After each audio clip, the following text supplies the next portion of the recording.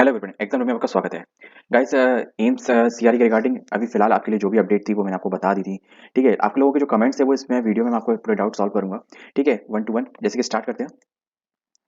जैसे कि इन्होंने बोला है गिरिराज कुमार रावत में कि सर एम्स जोधपुर की मेल आईडी बता दूं, मुझे एक डॉक्यूमेंट सेंड करना है। मैंने इनको मैसेज कर दिया है। ठीक है, लेकिन मैं फिर भी वीडियो के सामने सभी को इसलिए बताना चाह रहा हूँ ताकि सबको पता चल सके। देखो, आपको जो ऑफिशियल डीवी लेटर आपकी मेल आईडी पे आया होगा।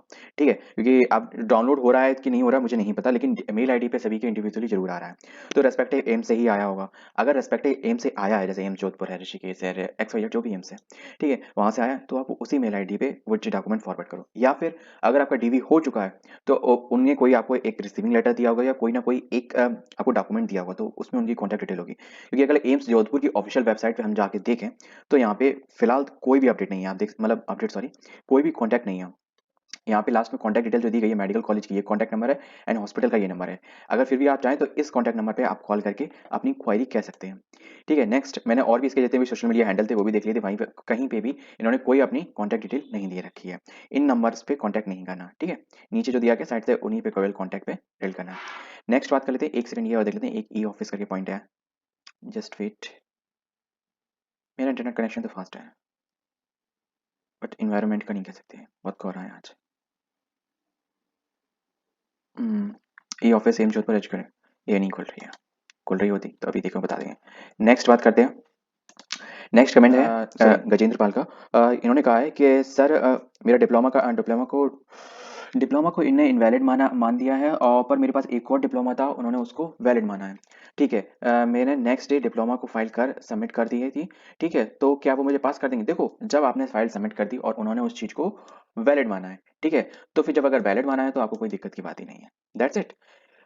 अब नेक्स्ट नेक्स्ट क्या है, ये रमन सिंह है। गाइस, ये पूछ रहे हैं आप सभी से कि अगर आपके किसी का भी अगर एम्स ऋषिकेश में हुआ है तो प्लीज इनसे कांटेक्ट करें। तो आप इस पोर्टल के थ्रू भी आप कांटेक्ट कर सकते हैं। ठीक है, नेक्स्ट बात करते हैं। सर, मेरा एम्स ऋषिकेश में स्टेनोग्राफर पर सिलेक्शन हुआ है। अलॉटमेंट वेरिफिकेशन लेटर भी आया है ना? उसमें लिखा जितना जल्दी हो सके अलॉटमेंट एम्स में रिपोर्ट करो। भाई देखो, जैसे ही आपको अलॉटमेंट लेटर मिले, मैंने तभी आपसे कहा था पहले ही, नंबर बहुत पहले ही, जब रिजल्ट आने स्टार्ट ही हुए थे उससे पहले भी, कि अपने डॉक्यूमेंट तैयार कर लो जब तक रिजल्ट नहीं आ रहा है। ठीक है, और जैसे ही आए आपको तुरंत जाना है। वैसे ऑफिशियल जो नोटिफिकेशन आया था उसमें आपको मिनिमम 5 डे की डेडलाइन दी गई थी, लेकिन मेरे ख्याल से क्यों एक दिन का भी वेट करना। ठीक है, जल्दी से जल्दी रिपोर्ट करना है। मैंने कॉल किया तो वो बोल रहे थे कि मेल आएगा तब। अब कंफ्यूज हूँ कि जाऊं कि नहीं। देखो, मेल आएगा कि नहीं आएगा, देखो मेल आएगा तो हो सकता है, देखो ऑफिशियल अगर वो आपने कॉल करके किया तो उस कॉल को रिकॉर्ड करके रखना। नहीं तो एक बात आपसे कहूँ, पर डे एक बार कॉल कर लिया करो, कोई दिक्कत नहीं है उसमें अगर ऐसा कुछ भी है। ठीक है, और अगर फिर भी अगर अगर जैसे कि अगर आपको लग रहा है कि दैट इज सम अनएथिकल, ठीक है, तो आपको क्या करना है, सिंपल से जाओ एम्स ऋषिकेश में रिपोर्ट करके वहां जाके खुद पता कर लो, वो बेटर रहेगा ऑप्शन। ठीक है, नेक्स्ट बात करते हैं आपके लिए।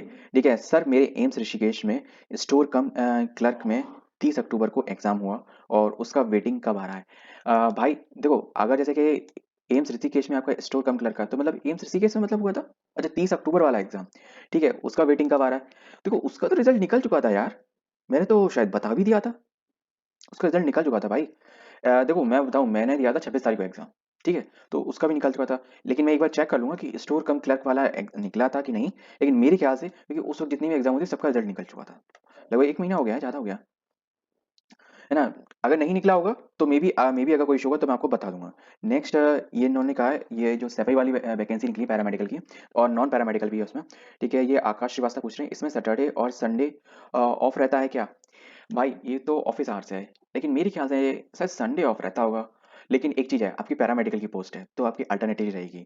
और अगर प्रेजेंटली बताऊं, जितनी भी यूपी में भी जितनी पैरामेडिकल वाले मेरे कनेक्शंस में हैं, जितने भी डिपार्टमेंट में, डॉक्टर से लेके नर्सिंग स्टाफ तक, फार्मासिस्ट, लैब टेक्नीशियन, जितने भी मेरे कनेक्शन में, किसी की भी छुट्टी नहीं है, एक बात मान के चलो। और स्पेशली संडे को उनको जाना पड़ता है। पर रही बात सैफई हॉस्पिटल की, देखो हॉस्पिटल एक ऐसी चीज़ है कि ये हो सकता है कि आपके जैसे संडे को, जो मैंने जैसे इंटर्नशिप करी थी अपने डिस्ट्रिक्ट हॉस्पिटल में, तो वहाँ तक संडे को क्या करते थे, 12 बजे तक रहता था। ठीक है, इमरजेंसी ऑल टाइम खुली रहेगी क्योंकि ऑब्वियसली बात है, इमरजेंसी सेक्शन है। ठीक है, लेकिन बाकी जो सेक्शन है वो 12 तक दिन के खुले रहते थे। हो सकता है एम्स सैफई कह रहा हूँ, सैफई हॉस्पिटल में भी सेम एक सिचुएशन होगी। पर आप ऑफ की बात करें तो ऑफ कुछ भी नहीं रहता ओवरऑल। नेक्स्ट कमेंट है मोनिका कुंदू का। सर, आरएसटीसी में ज्वाइनिंग कब होगी? देखो, आरएसटीसी का मतलब क्या भाई? सॉरी मुझे नहीं पता आरएसटीसी का मतलब आरएसटीसी का मतलब क्या, प्लीज फॉर्म ले, है ना? यूजर जो भी है, सर ओटी असिस्टेंट का रिजल्ट कब तक आएगा सफदरगंज वाला? देखो सफदरगंज वाला जो रिजल्ट है जो अटका हुआ है वो किसी डिस्प्यूट की वजह से अटका हुआ है, जैसे ही डिस्प्यूट क्लियर होगा तो वैसे ही आ जाएगा। और बाकी कोई अगर टेक्निकल एरर है या फिर रिजल्ट में आके वैलिड मतलब वैलिडेशन में कुछ इशू है ना, तो अब 1 वीक में सबका रिजल्ट आ जाएगा। हाँ अगर कोई कोर्ट वोट वगैरह मैटर, क्योंकि नर्सिंग अटेंडेंट का तो कोर्ट का मैटर था कोई, ठीक है, और ओटी असिस्टेंट का मेरे ख्याल से कुछ भी मैटर नहीं था, as my wrong, may be गलत हो सकता हूँ, है ना, पर मैं इसको चेक करके आपको बताऊंगा। नेक्स्ट है सारिका खटक, ठीक है, इन्होंने कहा नर्सिंग अटेंडेंट का रिजल्ट कब तक आएगा? मे बी इसमें कुछ डिस्प्यूट है, इस डिस्प्यूट को भी मैं आपके सामने पूरा कंप्लीट रिव्यू करूंगी, रियल में डिस्प्यूट है क्या, क्योंकि थोड़ा मुझे जैसे कुछ जगह से जो मैंने पता किया वो थोड़ा सा कंफ्यूजन सा लगा डिस्प्यूट में, ठीक है, पर रियल डिस्प्यूट क्या है, क्योंकि जो चीज़ पता चली वो डिस्प्यूट तो मुझे लगी नहीं, ठीक है, और रियल में जो डिस्प्यूट क्या है उसके बारे में पूरा कंप्लीट डिटेल में फिर मैं आपको बताऊंगा कि फिर उससे कह सकते हैं कि कितना टाइम लगेगा कितना नहीं। ठीक है, नेक्स्ट बात करते हैं कि सुरेश मानफिल्म ने कहा कि एम्स जोधपुर का अभी तक डीवी ही नहीं हुआ।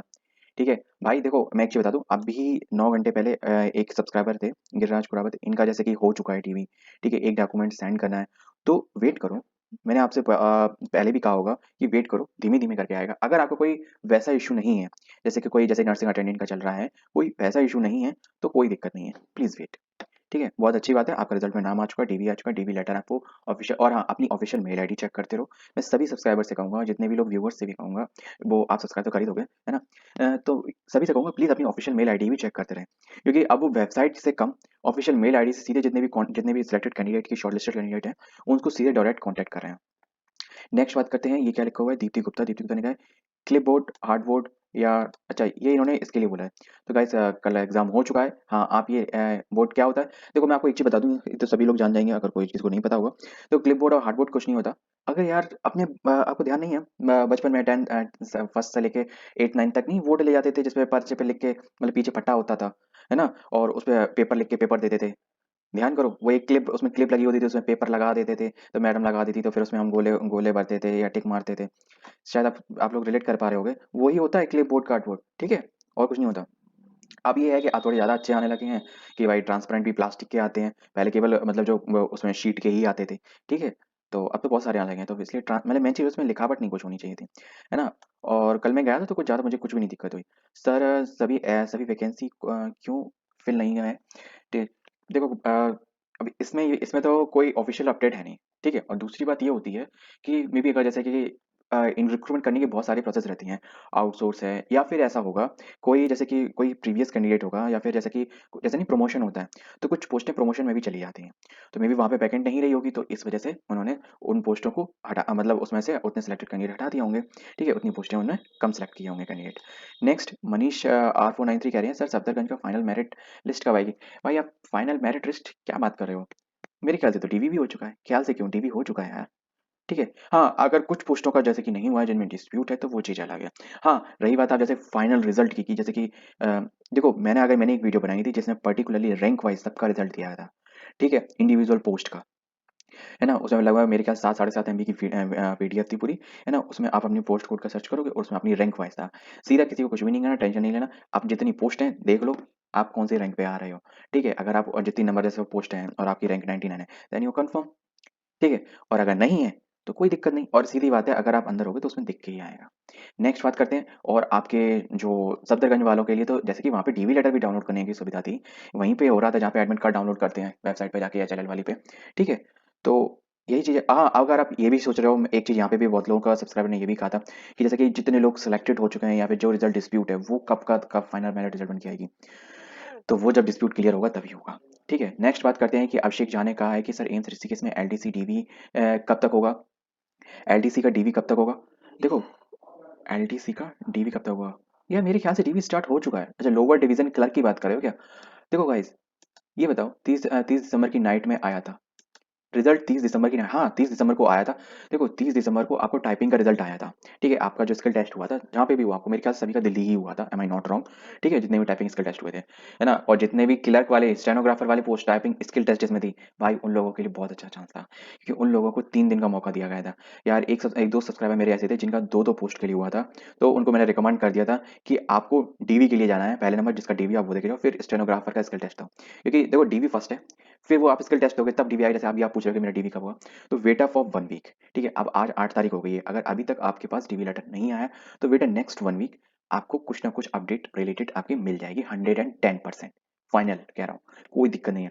ये देखो इतनी सारी बल्क ऑफ पोस्ट है ना। जैसे स्टेनोग्राफर, अभी देखो स्टेनोग्राफर का एक एडिशनल रिजल्ट आया था, ठीक है। 1 तारीख या 4 तारीख के समथिंग, है ना। मैंने अगर डिस्कस किया होगा, ठीक है, जैसे अगर आया होगा तो मैंने डिस्कस जरूर किया होगा। पोस्ट कोड नहीं, सॉरी सॉरी, आप पोस्ट कोड 83 थी, पोस्ट कोड 83 थी, है ना। यहाँ यही शायद आप वो भी वही वीडियो पे आपने कमेंट किया है। नेक्स्ट है सरदू कुमार, इन्होंने इन्होंने कहा है कि सर सफदरगंज हॉस्पिटल का ज्वाइनिंग कब तक आएगा। मेरा डीवी 14 को हुआ था, ऑफलाइन एग्जाम वाले का, ठीक है।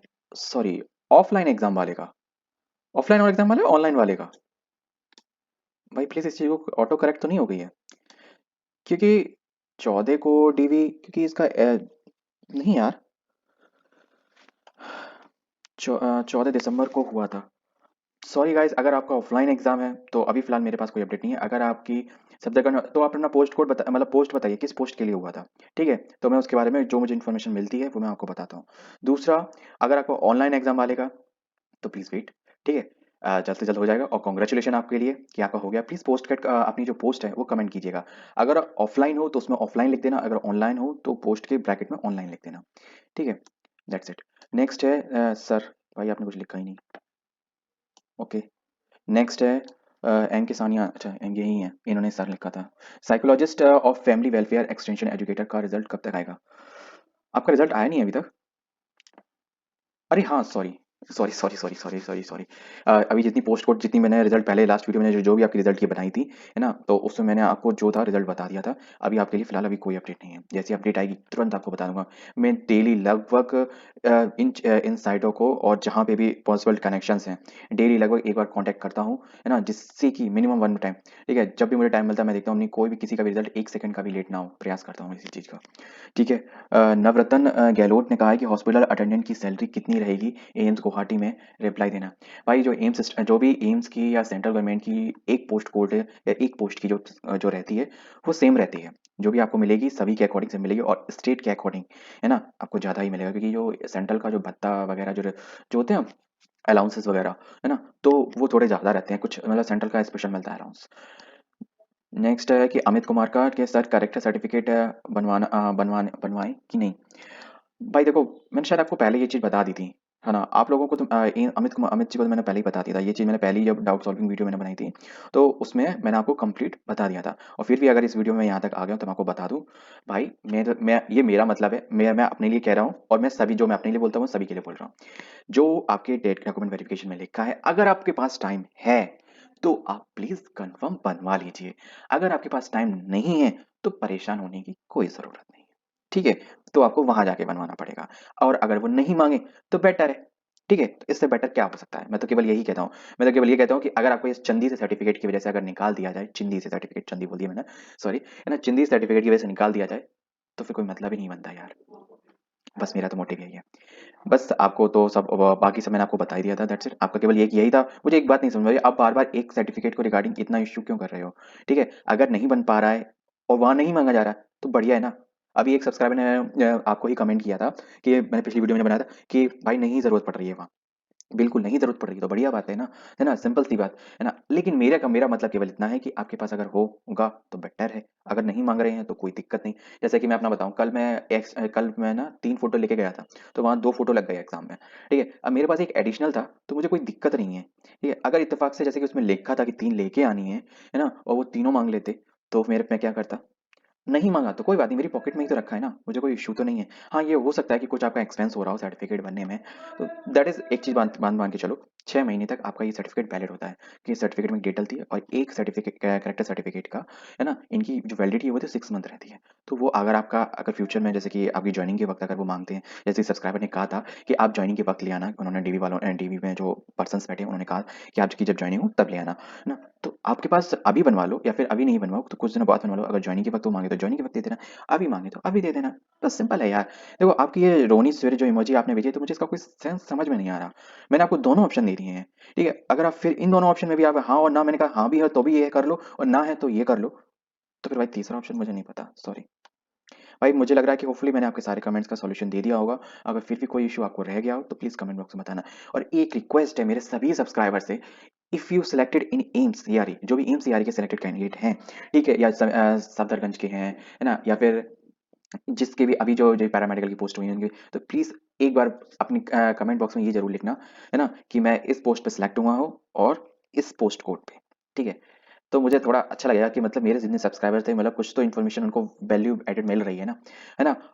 चलो मिलते हैं नेक्स्ट वीडियो में, कुछ और अपडेट होती है तो आपको बताता हूँ। जय हिंद।